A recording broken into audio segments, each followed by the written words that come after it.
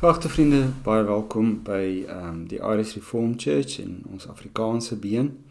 So dit is lekker om hier saam met ons te hê vandag en ons hoop dat ons gesprekke vir u baie beteken. Vriende, ons praat vandag maar bietjie oor wysheid. Maar meer 'n algemene tipe van wysheid wat ons nodig het om in hierdie wêreld te oorleef en om in hierdie wêreld deur te kom. Net daai fyn aanvoeling van hoe ou moet optree en wat ou moet doen, veral in moeilike omstandighede. Nou, ek dink aan ons gedeeltjie in Thessalonika of Thessalonisense, het Paulus dieselfde idee gehad, dat mense met 'n fyn aanvoeling moet leef in die gemeente van Thessalonika. En vandag praat hy bietjie oor iets wat baie interessant is. Dis eintlik 'n algemene optrede, 'n algemene vaardigheid wat ons moet hê om gemaklik met ander mense te leef. En ons kry dit in 1 Thessalonisense 4 vanaf vers 9 oor die broederliefde. Is dit nie nodig dat ek vir julle skryf nie, want julle self deur God geleer om mekaar lief te hê. Julle het inderdaad ook al die broers in die hele Macedonië lief, maar ons moedig julle aan, broers, om dit nog meer te doen. En dit vir julle 'n saak van eer te maak om rustig te wees, julle met julle eie sake te bemoei en met julle eie hande te werk, soos ons julle opdrag gegee het. Sodoende sal julle eerbaar kan leef in die oë van buitestanders en van niemand afhanklik wees nie. Paulus is baie lief vir die mense in Thessalonika. Die mense in Thessalonika is al klaar baie voorbeeldig. Hulle weet al klaar om mense lief te hê. En dan sê Paulus vir hulle, ons weet, julle het al klaar mense baie lief. Maar dan sê hy, ons wil julle aanmoedig om dit meer en meer te wees.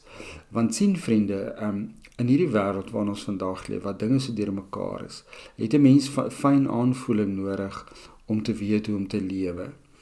Om te lewe tot voordeel, nie net van jouself nie, maar ook van ander, maar ook om 'n impakvolle lewe te hê. As Christene, vriende, het ek al, dink ek baie keer in die verlede gesê, as ons nie 'n impak in die wêreld maak nie, dan is ons geloof eintlik onder verdenking, nee.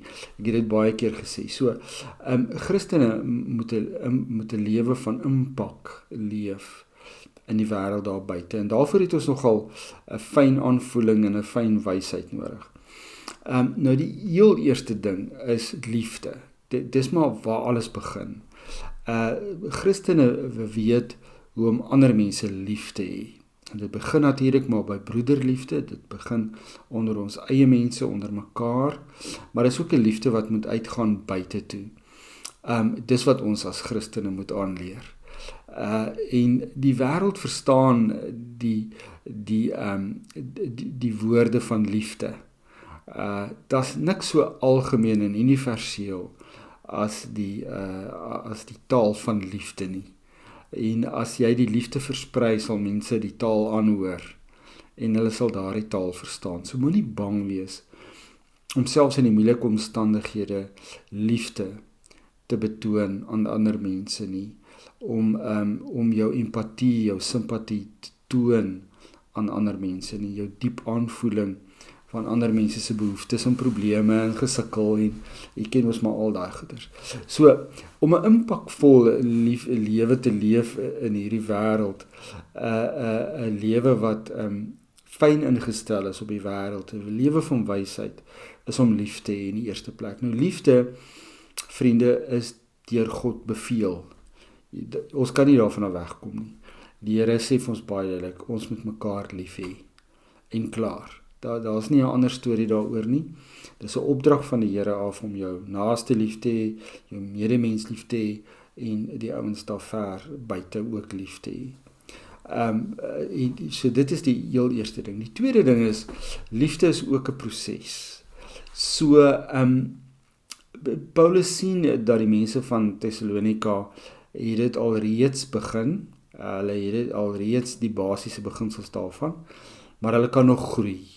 So, om lief te hê is iets wat mens meer en meer aanleer. So dis nie een wat jy eers probeer en dit werk jy, nou los jy dit nou maar net nie. Jy probeer dit, jy val, jy sukkel, jy probeer weer, jy hou aan.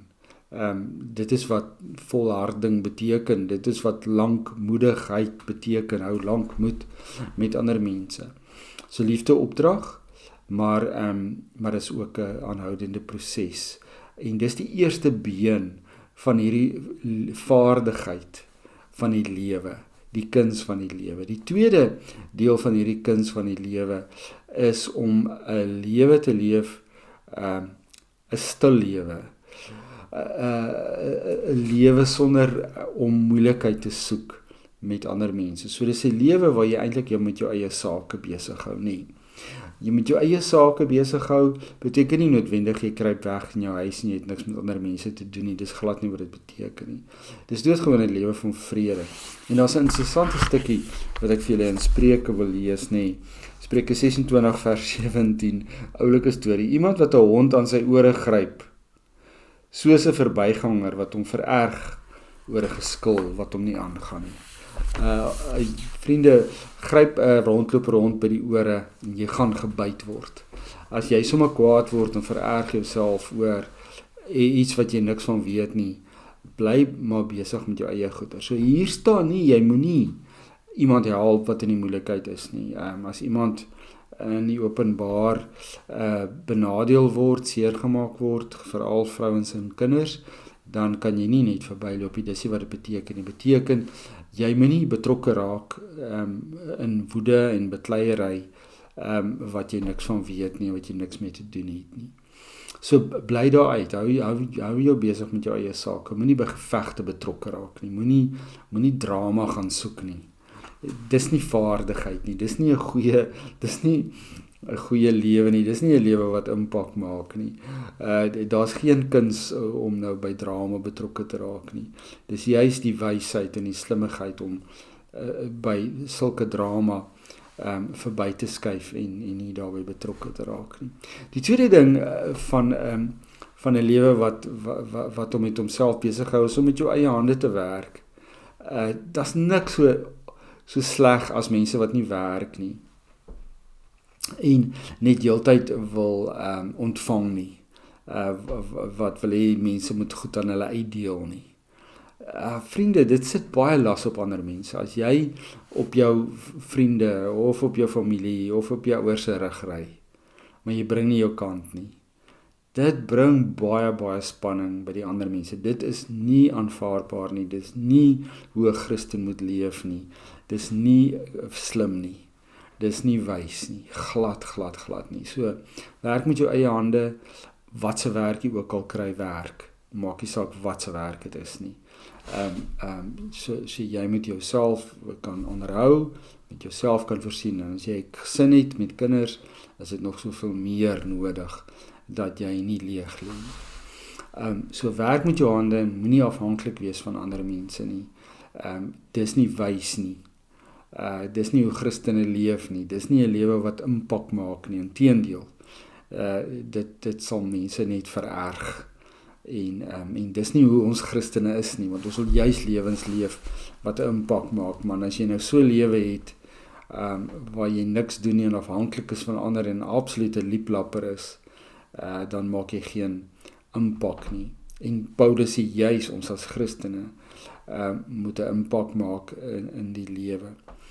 En die finale een dan is dat ons vir ons omgewing iets sal beteken, dat ons omgewing ons sal raak sien en dat dit 'n impak op hulle sal maak, dat mense kan sien ons het 'n lewe van integriteit, ons het 'n lewe van eerlikheid, hardwerkendheid, goedgesindheid.